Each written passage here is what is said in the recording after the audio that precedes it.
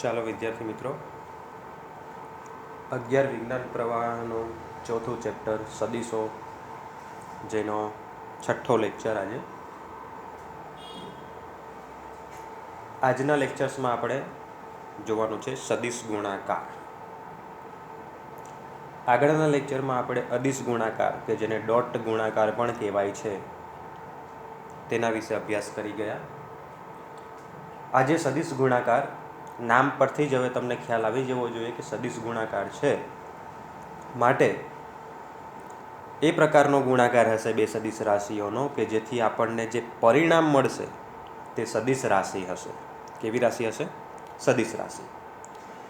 જેવી રીતે અદિશ ગુણાકારને dot product અથવા તો ડોટ ગુણાકાર કહેવાય છે, તેવી જ રીતે અહીંયા સદિશ ગુણાકારને ક્રોસ ગુણાકાર અથવા તો ક્રોસ પ્રોડક્ટ તરીકે ઓળખવામાં આવે છે, જેની વ્યાખ્યા તમને અહીંયા દેખાતી હશે. A cross B is equal to AB sin θ. વ્યાખ્યા શું છે મિત્રો? સદિશ A ક્રોસ સદિશ B is equals to AB sin θ. અને અહીંયા બાજુમાં જે n કરીને ઉપર કેરેટ છે, n હેટ વંચાય, એ એકમ સદિશ છે. ડોટ ગુણાકારની વ્યાખ્યા મિત્રો યાદ કરો તો એમાં હતો A dot B is equal to AB cos θ હતું. આ બાજુ AB cos θ હતું, કોઈ પણ સદિશ રાશિ નહોતી, એટલે જવાબ આવતો તો અદિશ. પણ અહીંયા આ જે જવાબ છે તે સદિશ રાશિ છે, એટલે આપણે એને સદિશ સ્વરૂપે જ દર્શાવવી પડે. એટલે અહીંયા પરિણામ આપણને જે દિશામાં મળ્યું હશે તે દિશામાંનો એકમ સદિશ મૂકવો પડે. અહીંયા તમે A ગુણ્યા B એવું વાંચવાની ભૂલ ના કરતા મિત્રો. ક્રોસ ગુણાકાર છે, આને વંચાશે હંમેશા A ક્રોસ B. ચાલો, એટલે આપણે અહીંયા વ્યાખ્યા તો જોઈ લીધી, મૂલ્ય કેટલું આવશે તે આપણને ખબર પડી ગઈ કે ઓકે, આપણે બે સદિશો લઈશું A અને B, એનો ક્રોસ ગુણાકાર કરશું તો જવાબ જે આવશે તેનું મૂલ્ય હશે AB sin θ. બટ એ સદિશ રાશિ છે તો એ કઈ દિશામાં હશે? કારણ કે સદિશ રાશિ હોય તો મૂલ્ય ઉપરાંત દિશા હોવી જરૂરી છે. તો એની દિશા કઈ હશે? તો દિશા જાણવા માટે આપણે વાપરીએ છીએ જમણા હાથના અંગૂઠાનો નિયમ. કયો નિયમ વપરાય છે? જમણા હાથના અંગૂઠાનો નિયમ, જે તમને અહીંયા દર્શાવ્યું છે. જો અહીંયા એક્સપ્લેનેશન આપીએ તો આપણો કોઈ સદિશ A આ ડાયરેક્શનમાં ગોઠવાયેલો છે અને સદિશ B આ ડાયરેક્શનમાં ગોઠવાયેલો છે મિત્રો. તો તમારે જમણો હાથ એ રીતે લેવાનો કે જેથી આ ફર્સ્ટ જે ફિંગર ખરી તમારી આંગળી, એ સદિશ A ની ડાયરેક્શનમાં આવે. અને મુઠ્ઠી બંધ કરો તો તમારે કઈ દિશામાં મુઠ્ઠી બંધ થવી જોઈએ? સદિશ B જે રીતે ગોઠવાયેલો છે તે દિશામાં મુઠ્ઠી બંધ થવી જોઈએ. તો તમારો આ રીતે અંગૂઠો જે દિશામાં ગોઠવાયેલો હશે એ દિશામાં તમારો પરિણામી સદિશ મળશે, એટલે કે જવાબ મળશે. જેમ કે અહીંયા A ક્રોસ B કર્યો અને જવાબ કયો લીધો આપણે? એને દર્શાવ્યો C વડે. તો C ની દિશા એટલે કે A ક્રોસ B ની દિશા એ અંગૂઠાની દિશામાં થશે. ખ્યાલ આવે છે મિત્રો? હવે તમને આ આકૃતિને જરાક વ્યવસ્થિત રીતે, પ્રત્યક્ષ રીતે સમજાવવાની કોશિશ કરું તો વિચારો કે સદિશ A આ ડાયરેક્શનમાં છે. કઈ ડાયરેક્શનમાં છે? આ ડાયરેક્શનમાં. અને સદિશ B તમારી તરફ છે અને મારે આનો ક્રોસ ગુણાકાર કરવો છે A ક્રોસ B. તો મારે શું લેવાનો? મારો જમણો હાથ લઈ લેવાનો. સૌપ્રથમ મારે કઈ રીતે રાખવાનો કે આંગળા A ની દિશામાં રહે, કારણ કે A ક્રોસ B મેળવવું છે, એટલે આંગળા કઈ દિશામાં રહે? A ની દિશામાં. અને મુઠ્ઠી વાળવાની, મુઠ્ઠી કઈ દિશામાં વાળવાની? જે દિશામાં B હોય ને તે દિશામાં. B આપણો આ તરફ છે એટલે મુઠ્ઠી આ બાજુ બંધ થાય, તો અંગૂઠો ઉપર તરફ આવે. તો A ક્રોસ B કઈ ડાયરેક્શનમાં આવ્યો? ઉપર તરફ. પણ હવે સમજો, તમારો A આ દિશામાં જ હોય પણ B તમારી તરફ નહીં, આ બાજુ હતે. કઈ દિશામાં? અંદર તરફ હતે. ઓકે, સમજો મિત્રો. તમારો A તો આ ડાયરેક્શનમાં છે પણ B આ ડાયરેક્શનમાં છે, અંદર તરફ, તમારી તરફ નહીં, અંદર તરફ. તો હું જો જમણો હાથ આ રીતે લઉં તો મુઠ્ઠી મારી કઈ બાજુ વાળવાની છે? B તરફ. તો આમ મુઠ્ઠી નહીં વળે, બરાબર છે? એટલે મારે ત્યારે જમણા હાથને ઉલટાવવો પડે, આ પ્રમાણે રાખવો પડે. તો જો મારા આંગળા કઈ દિશામાં છે અત્યારે? A ની તરફ છે અને મુઠ્ઠી કઈ બાજુ વળશે? B તરફ વળશે, બરાબર છે? તો અંગૂઠો કઈ ડાયરેક્શનમાં આવ્યો? નીચે તરફ. તો મારો પરિણામી સદિશ નીચે તરફ આવ્યો, આ રીતે બદલાઈ ગયો. સમજો છો? એટલે અહીંયા A અને B ની દિશા બદલવાથી તમારો આ જે પરિણામી સદિશ છે એની દિશા બદલાઈ શકે. ઓકે, ત્યાં પણ દર્શાવ્યું છે, અહીંયા પણ આ તમને એકની એક જ વસ્તુ દર્શાવી છે. હવે અહીંયા શું સમજાવવા માંગુ છું હું? હમણાં જે વસ્તુ સમજ્યા કે ભાઈ સદિશ A આ ડાયરેક્શનમાં, સદિશ B આ ડાયરેક્શનમાં, આપણે આગળ આમ રાખીને પછી મુઠ્ઠી વાળીએ તો થંબ એટલે કે અંગૂઠો ઉપર તરફ આવશે. તો સદિશ આપણો પરિણામી સદિશ કઈ દિશામાં મળ્યો? ઉપર તરફ. બટ મારે B ક્રોસ A મેળવવું છે તો મારે શું કરવું પડે? મારી આંગળીઓ B બાજુ રાખવી પડે અને બંધ કઈ બાજુ કરવી પડે? મુઠ્ઠી વાળવી કઈ બાજુ પડે? A તરફ. તો અંગૂઠો કઈ દિશામાં આવશે? નીચે તરફ. એટલે તમે A ક્રોસ B કરશો, B ક્રોસ A કરશો તો બંને વાર તમારી દિશા શું થઈ જશે? પરસ્પર વિરુદ્ધ મળશે, બરાબર છે? ડોટ ગુણાકારમાં આવું નતું, તમે A ડોટ B કરો કે B ડોટ A કરો, એમાં તો દિશા હતી જ નહીં, એટલે મૂલ્ય તો જેટલું આવવાનું એટલું જ આવવાનું. 5 × 4 કરો કે 4 × 5 કરો, જવાબ તો કેટલો આવવાનો? 20 જ આવવાનો. બટ આમાં એવું નથી. આમાં A ક્રોસ B કરશો તો ધારો કે જે દિશામાં મળ્યો, હવે B ક્રોસ A કરશો તો એની અપોઝિટ ડાયરેક્શનમાં મળશે. એટલે આમાં ક્રમનો નિયમ જળવાશે નહીં.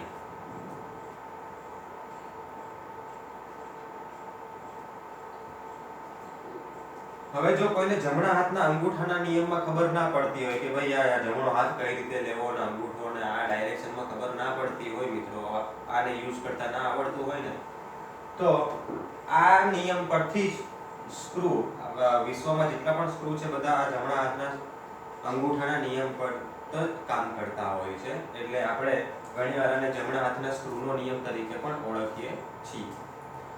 સ્ક્રૂમાં વધારે ઈઝી પડે અમુક લોકોને, કારણ કે ક્યાંક ને ક્યાંક કોઈ સ્ક્રૂ તો ખોલ બંધ કર્યા જ હોય છે. ઓકે, સ્ક્રૂ કઈ ડાયરેક્શનમાં આપણે ફેરવીએ તો બંધ એટલે કે નીચે તરફ જશે અને કઈ ડાયરેક્શનમાં ફેરવીએ તો ખુલે, એ તો બધાને ખબર જ હોય. તો સમજો અહીંયા આ સદિશ A છે, સદિશ B છે, મેં લઈ લીધા છે, બરાબર છે? હવે આની ઉપર સ્ક્રૂ મૂકવાનો. તમારો સદિશ જ્યાં પણ હોય, સદિશ A છે, સદિશ B એટલે ક્યાં છે? અત્યારે આ દિવાલ પર છે અથવા તો બોર્ડ પર છે. તમે તમારી ભાષામાં વાત કરો તો બોર્ડ પર સદિશ A અને B છે, બરાબર છે? સ્ક્રૂ લેવાનો, સ્ક્રૂને મૂકવાનો આની ઉપર. તમારું A અને B થી બનતું જે આ સમતલ સપાટી છે એની ઉપર સ્ક્રૂને મૂકવાનો. પછી હવે જો તમારે A ક્રોસ B શોધવું છે ને, તો આ સ્ક્રૂને કઈ રીતે ફેરવવાનો? A થી B ડાયરેક્શનમાં ફેરવવાનો, આ રીતે A થી B ની દિશામાં, એટલે ઘડિયાળના કાંટાની વિરુદ્ધ દિશામાં, વિષમ ઘડી દિશામાં ફેરવવાનો. જો તમે આ રીતે ફેરવો તો સ્ક્રૂ ખુલશે, બરાબર છે? સ્ક્રૂ ઉપર આવે, એ તો ખબર ને? અને જો તમારે B ક્રોસ A શોધવું છે તો સ્ક્રૂને કઈ રીતે ફેરવવાનો? આ રીતે. તો સ્ક્રૂ અંદર તરફ જશે. ઓકે, હવે સ્ક્રૂ અંદર જાય અને સ્ક્રૂ ખુલે, આ બે અવસ્થા છે. આને તમે અહીંયાથી વિચારો કે બોર્ડની પાછળ ઉભા રહીને વિચારો, બંને પરિસ્થિતિમાં સાચા છે પરિણામ. આને આપણે પેલી બાજુથી વિચારીએ, બોર્ડની પાછળથી, તો કોઈને એવું થશે કે સર સદિશ B અહીંયા છે, સદિશ A અહીંયા છે, હું પાછળથી સ્ક્રૂને આ રીતે મૂકીને પછી એક ફેરવું તો અહીંયાથી આપણે આમ ઉપર મૂકીને ફેરવેલો, હવે પાછળથી મૂકીને ફેરવીએ તો શું થાય? તો પણ પરિણામ એક જ મળશે. તમે પાછળથી સ્ક્રૂને મૂકો આ રીતે, અને મારે કઈ બાજુ ફેરવવાનો છે? A થી B ની દિશામાં, એટલે આ રીતે ફેરવું તો સ્ક્રૂ શું થશે? આ તરફ જ આગળ વધશે. આમાં ખુલતો તો પહેલામાં બંધ થાય, પણ વધે તો એ દિશામાં જે દિશામાં અહીંયા, આમાં આ તરફ વધે છે, પહેલી બાજુથી તમે સ્ક્રૂને બંધ કરશો તો પણ આ દિશામાં વધશે, બરાબર છે? એટલે તમારી દિશામાં હંમેશા એક જ દિશા મળશે. તમે કોઈ બી રીતે તમે આ બાજુથી વિચારો કે પાછળથી વિચારો, એટલે આ જે સમતલ સપાટી છે એમાં સ્ક્રૂને આ તરફથી મૂકો કે સ્ક્રૂને પાછળથી આમ મૂકો, પરિણામમાં કોઈ ફરક પડવાનો નથી. હંમેશા આ ડાયરેક્શનમાં આગળ વધતો હોય તો અણીવાળો ભાગ આપણને એમ લાગે કે ભાઈ અણી આગળ વધે છે, એટલે આને ડોટ વડે દર્શાવવામાં આવે છે. અને આમાં આપણે સ્ક્રૂને અંદર તરફ ધકેલીએ છીએ તો ઉપરનો મથાળાવાળો ભાગ એ ક્રોસ જેવો દેખાય, એટલે આને ક્રોસ વડે દર્શાવવામાં આવે છે. આ 12મા ધોરણમાં બહુ કામ લાગવાનું છે. આપણી પાસે આ x અક્ષ હોય અને આ y અક્ષ હોય, બરાબર છે. બાકીનો અક્ષ કયો રહ્યો? z અક્ષ ને. તો એમાં અંદર તરફની દિશા જે ખરી અંદર તરફની એ હંમેશા આપણે ક્રોસ અને પછી સર્કલ કરીને દર્શાવશું, અને બહાર તરફની દિશા પુસ્તકનું પાનું અથવા તો બોર્ડમાંથી બહાર તરફની દિશા એ ડોટ પોઈન્ટ ઇન્ડિકેટ કરે કે ત્યાંથી બહાર નીકળે છે પોઈન્ટ, બરાબર છે. તો એ ડોટ અને એની ઉપર સર્કલ. એ ડોટ એટલે તમારે સમજવાનો સ્ક્રૂનો આ એન્ડ છે જે પહેલી બાજુથી સ્ક્રૂને આ બાજુ ધકેલવામાં આવે છે, એટલે તમને શું દેખાય? પોઈન્ટ બહાર આવતો દેખાય. અને અહીંયા આપણે અહીંયાથી અંદર તરફ ધકેલીએ છીએ એટલે શું દેખાય? ઉપરનો ભાગ દેખાય, એટલે ક્રોસ.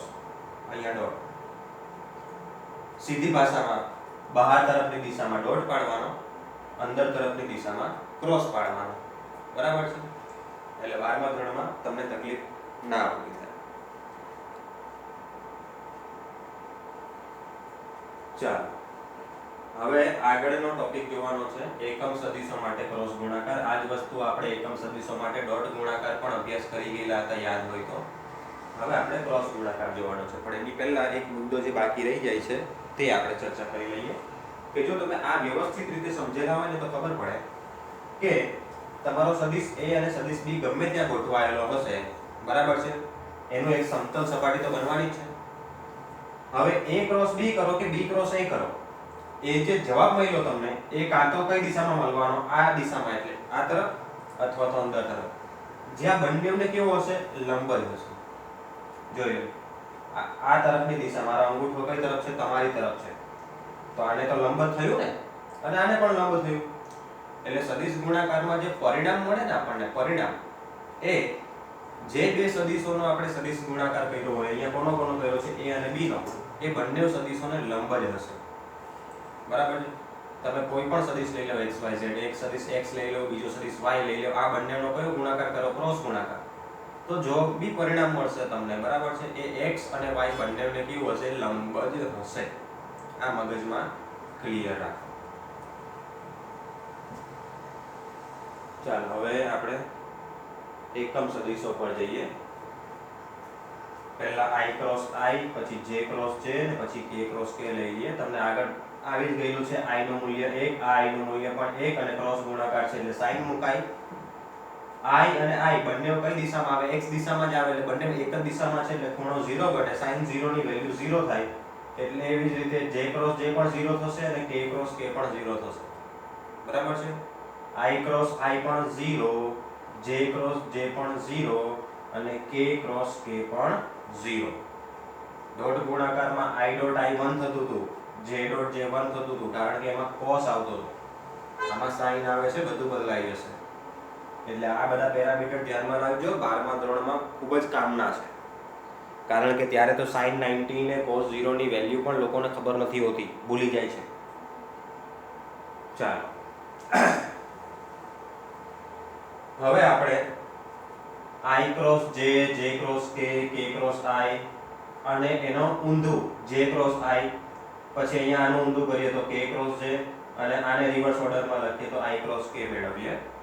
તો તમને ખબર જ હશે કઈ રીતે લખાય. i નું મૂલ્ય 1, j નું મૂલ્ય 1, ક્રોસ ગુણાકાર હોવાથી sin i x દિશામાં આવે, j y દિશામાં આવે, બંને વચ્ચેનો ખૂણો 90 એટલે sin 90 આવે, અને sin 90 ની વેલ્યુ 0 નહીં થાય, 1 થાય.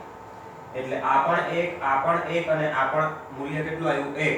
અને વ્યાખ્યા પ્રમાણે શું મૂકવું પડે? એકમ સદિશ મૂકવો પડે. જો સદિશ ગુણાકારની વ્યાખ્યા પહેલી સ્લાઇડમાં જતી આપણી, તો અહીંયા એકમ સદિશ મૂકવો પડે. આગળ કેમ નહોતો મૂક્યો? કારણ કે 0 થઈ જતું હતું એટલે નહોતો મૂક્યો. હવે અહીંયા આપણે કમ્પલસરી મૂકવો પડશે. તો 1 ગુણ્યા 1 ગુણ્યા 1 એટલે કેટલા? તો 1 આવે. અને આ એકમ સદિશ મૂકવાનો એ કઈ દિશામાંનો એકમ સદિશ મૂકવાનો મિત્રો? તમને હમણાં જો જમણા હાથના અંગૂઠાનો નિયમ વ્યવસ્થિત સમજાઈ ગયો હોય તો ખબર હશે કે તમે અહીંયા ક્રોસ ગુણાકાર કોનો કરો છો? i નો અને j નો. કોનો કર્યો? i નો અને j નો. તો i એટલે x દિશામાં આવે, j એટલે y દિશામાં આવે. આ બંનેનો ક્રોસ ગુણાકાર તમે કરો તો પરિણામ કઈ દિશામાં મળે? આ બંનેને લંબ મળે. આ બંનેને લંબ દિશા કઈ થાય? તો z અક્ષ થવાનો છે. એટલે x અક્ષ અને y અક્ષ પર જે સદિશો હોય એનો ક્રોસ ગુણાકાર લઈએ તો જવાબ હંમેશા આપણને કઈ દિશામાં મળે? z દિશામાં મળે. એટલે આ એકમ સદિશ આપણે કઈ દિશામાંનો લખવાનો? તો z દિશામાંનો લખવાનો, એટલે k લખવો પડે. શું લખવું પડે? k. ઓકે, પણ આ પ્લસ k લખાય કે માઈનસ k લખાય? હવે એ કઈ રીતે નક્કી થશે? તો એના માટે હમણાં જે નિયમ શીખ્યા છે ને એ તમારે જાતે કરવાનો છે. મેં ઇનફ રીતે સમજાવી દીધું છે, મારાથી બને એટલું ટ્રાય કરી કે ઈઝીલી સમજાયું. હવે તમે જાતે પ્રેક્ટિસ કરો. તમારી નોટબુકમાં શું કરો? x અક્ષ લઈ લો. ચાલો, x અક્ષ લઈ લીધો. બીજો કયો અક્ષ લઈ લો? y અક્ષ લઈ લો. હવે તમારે i અને j કરવાનો છે, બરાબર? તો i કઈ દિશામાં આવે? x અક્ષની દિશામાં આવે અને j કઈ દિશામાં આવે? y અક્ષની દિશામાં આવે. એટલે એની ઉપર શું મૂકો? સ્ક્રૂ મૂકો. સ્ક્રૂ મૂકો એટલે ઇમેજિન કરો. અને પછી એને કઈ દિશામાં ફેરવો? તો પહેલા i છે ને પછી j છે, એટલે i થી j તરફ ફેરવો, એટલે આ ડાયરેક્શનમાં. એટલે સ્ક્રૂને તમે આમ ફેરવો ને તો સ્ક્રૂ ખુલશે એટલે આ તરફ નીકળશે, અને આ તરફની દિશાને ધન કહેવાય. અંદરની દિશાને ઋણ કહેવાય, બહાર તરફની દિશાને કેવી કહેવાય છે? ધન. એટલે પ્લસ લખાય. પણ આની જગ્યાએ તમે j ક્રોસ i મેળવવાનો હોય. j ક્રોસ i એટલે પહેલા j આવ્યો પછી i આવ્યો, એટલે હવે તમારે સ્ક્રૂને કઈ ડાયરેક્શનમાં ફેરવવો પડશે?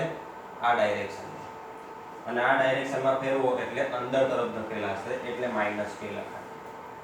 બરાબર છે? એટલે જો i ક્રોસ j હોય તો k આવે, પણ j ક્રોસ i હોય તો માઈનસ k આવે. સમજો છો? એવી જ રીતે j k હોય તો i આવે, k j હોય તો માઈનસ i આવે. હવે એ તો સમજાઈ ગયું છે ને? j ક્રોસ k, j કઈ દિશામાં આવે? y, અને k કઈ દિશામાં આવે? z. તો એને લંબ દિશા x અક્ષ જ થાય.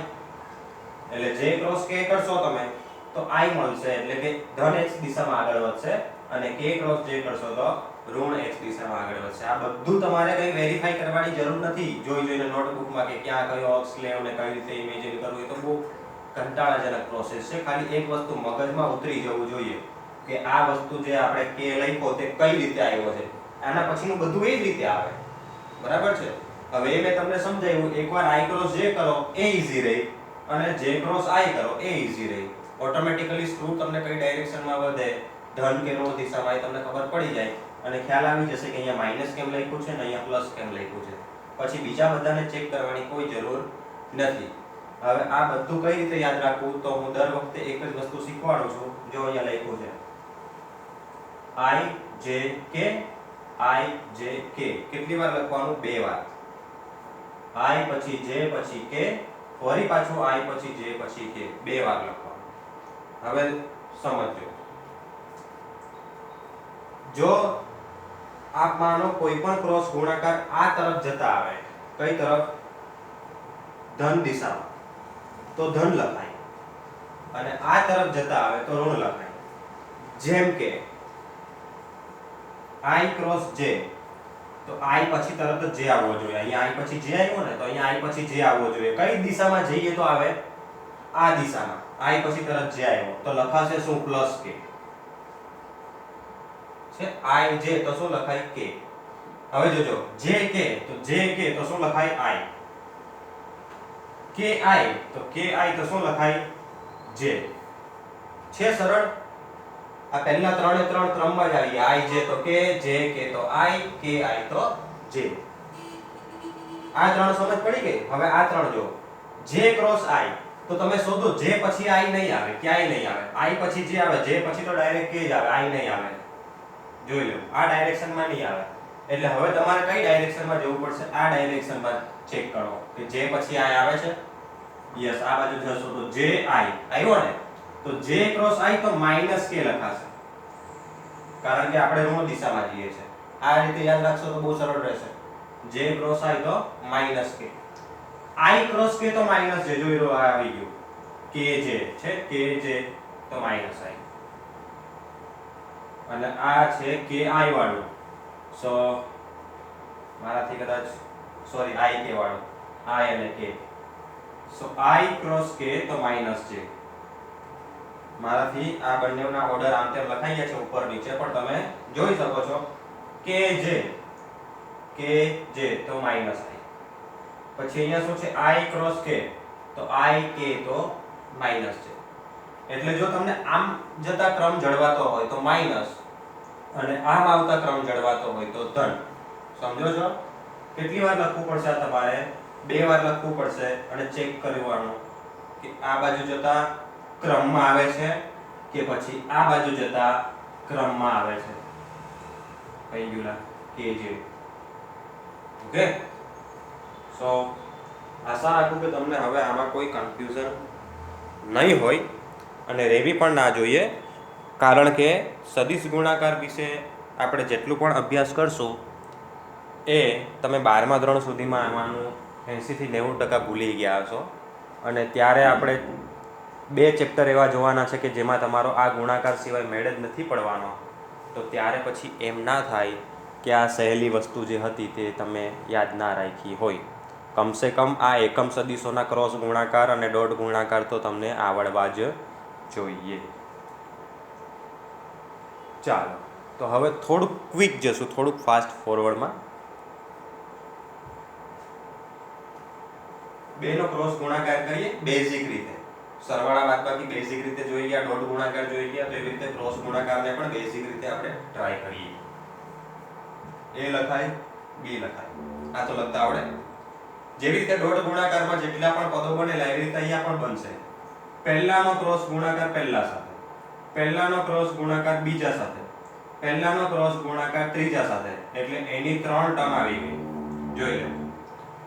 ax bx I cross I, ax by I cross j, ax bz I cross k. થઈ ગયું? એવી રીતે બીજાનું 3 એ 3 સાથે આ 3 પદ બનશે અને ત્રીજાનું 3 એ 3 સાથે આ 3 પદ બનશે. બરાબર? જેવી રીતે પહેલામાં 9 પદો બનેલા એવી રીતે આમાં પણ 9 પદ બને. અને એમાં જેવી રીતે પહેલામાં i ડોટ i1 થતો હતો, j ડોટ j1 થતો હતો અને k ડોટ k1 થતો હતો, એવી રીતે આપણે હમણાં સ્લાઇડમાં આગળની સ્લાઇડમાં જોઈ ગયા કે i ક્રોસ i શું થાય, j ક્રોસ j શું થાય, k ક્રોસ k શું થાય, આ બધું જોઈ ગયા છે. હવે એ 1 બાય 1 લખવાનું. જોઈએ તો તમે વિડિયોને ફરી પાછો થોડો બેકવર્ડ લઈ જાઓ. પહેલું જે આપ્યું છે તે કોપી કરી લો અથવા તો તમારી પાસે PDF છે એમાં જોતા જાઓ કે i ક્રોસ i 0 હતો. એવી જ રીતે j ક્રોસ j 0 હતો અને k ક્રોસ k 0 હતો. એટલે આમાં ખાલી 3 જ પદ 0 થયા છે. 3 જ. i j k, i k minus j, j i minus k, પછી j k તો i, k i તો j અને k j તો માઈનસ i. આ તમે હમણાં જ પેલું મેં તમને કીધું ને કે 2 વાર લખવાનું અને જે રીતે આપણે સીધા ચાલતા હોય તો ધન અને આમ પાછળ આવીએ તો ઋણ લખવાનું. એ સ્લાઇડમાં તમે જોઈ લેશો તો ખબર પડશે કે આ બધા કઈ રીતે આપણે લખેલા છે. બરાબર? એટલે આ બહુ સહેલું છે. ક્રોસ ગુણાકાર જે છે એ પ્રમાણે એકમ સદિશો લખેલા છે. આ તો એઝ ઇટ ઇઝ જ છે. હવે આમાંથી 3 પદો 0 થઈ ગયા છે એટલે બાકી બચ્યા 6 પદ. કેટલા પદ? 6 પદ બચ્યા છે. હવે આને તમારે આ 6 પદોને અલગથી લખી લો.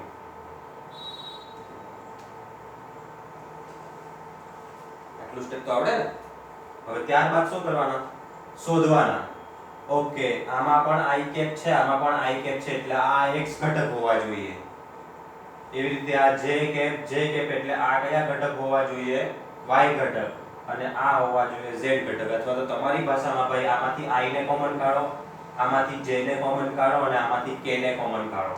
તો ચાલો i વાળા પદોમાંથી i કોમન કાઢીએ તો આ પહેલા લખીએ ay bz અને આ માઈનસ છે એટલે માઈનસ az by અને બંનેમાંથી i કોમન. સમજ પડે ને? આવી તો આ માઈનસ વાળું પદ છે, બરાબર છે, અને બંનેમાંથી i કોમન છે.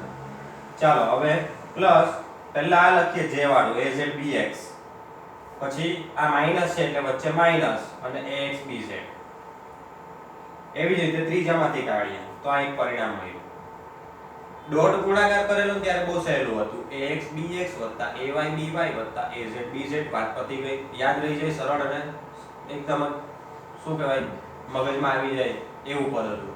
પણ અહીંયા ક્રોસ ગુણાકારમાં આપણે આટલી મગજમારી કર્યા પછી જે પણ પરિણામ મેળવ્યું છે તે એવું વિચિત્ર છે કે યાદ રાખવું અઘરું છે. ay bz az by, az bx ax bz. આ i ઘટક, આ j ઘટક, આ બધું કેમ યાદ રહે, બરાબર? એટલે આ થોડું યાદ રાખવું કેવું છે, અઘરું છે. અને આપણી પાસે એટલો બધો ટાઈમ પણ નહીં હોય કે જેથી આ બધી લાંબી પ્રોસિજર કરવાના, આપણે બેનો ગુણાકાર કરવાના, ને કયું 0 થાય ને કયામાં માઈનસ આવે ને કયામાં પ્લસ આવે ને. એટલે આનો એક અલ્ટરનેટિવ છે આપણી પાસે, એક મેથડ જે તમે 10મા ધોરણમાં અભ્યાસ કરી ગયા છો. અને મે બી તમને તરત જ આઈડિયા આવી જશે આના વિશે. ડિટર્મિનન્ટ અંગ્રેજીમાં કહેવાય, ખરેખર ગુજરાતીમાં આને નિશ્ચાયક કહેવાય છે. તમે લોપની રીત, આદેશની રીત અને પછી એક આવતી હતી ચોકડી ગુણાકારની રીત, મિત્રો યાદ હોય તો, એમાં તમે લખતા હતા x, નીચે લાંબી લાઈન પાડીને પછી આવા માનાંકવાળા બે ઊભી લાઈન દોરતા હતા ને એમાં 4 ઘટકો લખતા હતા. અને ચોકડી ગુણાકાર કહેવાય એટલે ચોકડો થાય ને એ પ્રમાણે ગુણાકાર કરતા હશો કે આનો ગુણાકાર આની સાથે માઈનસ આનો ગુણાકાર આની સાથે, એવું કરતા હતા જો યાદ હોય તો 10મા ધોરણના ગણિતમાં. બસ એક્ઝેક્ટલી એ જ છે, પણ ત્યારે તમારી પાસે બે ચલ રાશિ હતી, કેટલી? બે, x અને y, બરાબર? એટલે પેલું જે ઊભી લાઈન દોરીને અંદર લખતા હતા ને એમાં 4 જ એલિમેન્ટ આવતા હતા. એક x વાળું આવે, એક y વાળું આવે, એ પ્રમાણે કરતા હશો. તો આને આપણે બે ચલ રાશિમાંથી 3 ચલ રાશિમાં લઈ જઈએ આગળ જતા, તો કંઈક આવું થાય. જો સમજાવું છું, ધ્યાન રાખજો. આપણે તો અત્યારે ક્રોસ ગુણાકારની મેથડથી જ શીખશું. એટલે તમારે નિશ્ચયક હોય એમાં આવે, તમે જે 4 લખતા હતા એની જગ્યાએ તમારે 3 લખવાના છે. એમાં સૌપ્રથમ તો આપણે i j k લખી દેશું. પછી આપણે બે સદિશોનો જે ક્રોસ ગુણાકાર કરવાનો છે ને, તો એમાંથી જેનો ક્રોસ ગુણાકાર જેની સાથે કરવાનો હોય, પહેલા a આવતો હોય તો પહેલા a જ લખાશે, પછી b લખાશે. અને જો તમારે b ક્રોસ a કરવું હોય તો પહેલા b અને પછી a. સમજો છો? એટલે પહેલી લાઈન જે ખરી, પહેલી હાર, એ તો ઓલવેઝ સેમ જ આવશે, i j k. પછી a અને પછી સદિશ b. અને જો b ક્રોસ a શોધવું હોય તો અહીંયા સદિશ b, અહીંયા સદિશ a. હવે શું કરવાનું? ધ્યાન આપજો. પહેલો i કોમ્પોનન્ટ જ શોધાશે, પછીનો j કોમ્પોનન્ટ જ શોધાશે અને પછી k કોમ્પોનન્ટ શોધાશે. આ રીતે ચાલે. તમે 10મામાં ગમે તે રીતે શીખા હોય. હવે હું તમને એક જનરલ રીત શીખવાડું. જનરલ રીત એવી છે કે પહેલો ઘટક લઈ લેવું, એ ધન લેવાનો, બીજો જે આવશે તે ઋણ આવશે, ત્રીજો જે આવશે તે ધન આવશે. આ ક્યારે? કે જ્યારે 3 સ્તંભ એટલે કે કોલમ અને 3 હાર હોય ત્યારે. તમે બેનું શીખી ગયેલા છો, બરાબર છે? તમારા ટોટલ કેટલા એલિમેન્ટ આવતા હતા? 4. એટલે આડા 2 અને ઊભા 2.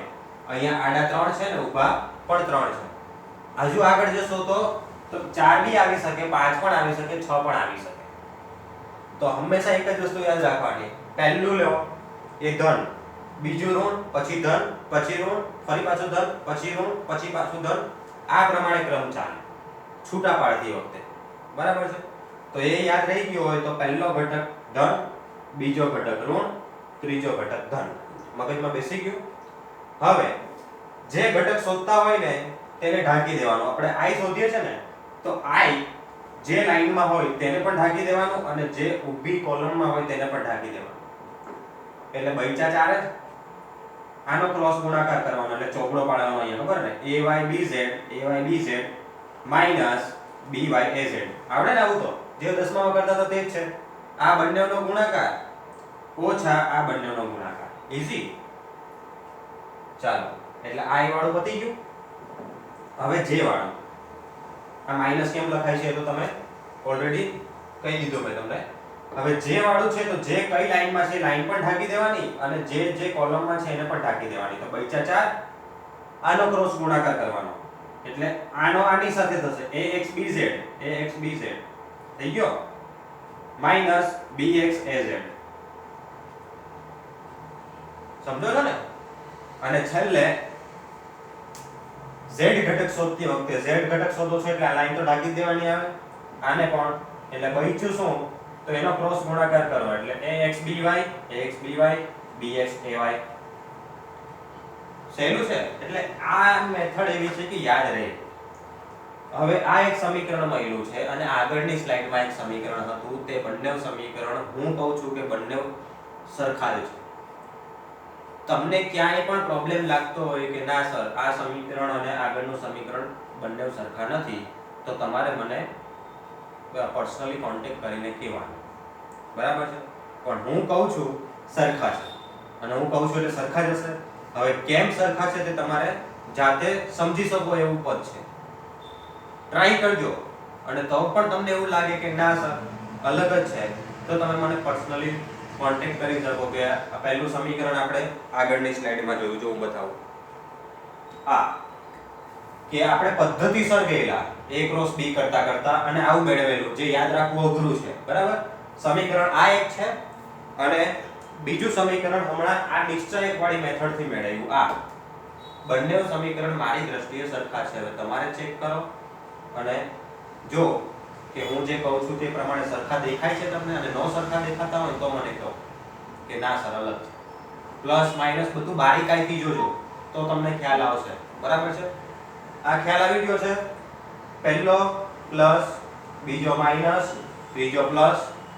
જેને લીધો હોય, જે ઘટક શોધતા હોય એ ઊભી અને આડી લાઈનમાં ઢાંકીને બાકીના જે 4 વધે એનો ક્રોસ ગુણાકાર જેવું દસમામાં કરતા હતા તેવું જ વચ્ચે માઇનસ લખાય છે. યાદ છે બધું? આ મેથેમેટિકલ મેથડ છે એટલે આમાં વધારે મારે કંઈ કહેવાનું આવતું નથી. સો આ મેથડથી સહેલું પડે, આમાં કોઈ સ્ટેપ કરવાની જરૂર નથી, સીધા કાઉન્ટ છૂટા પડી જાય, બરાબર છે.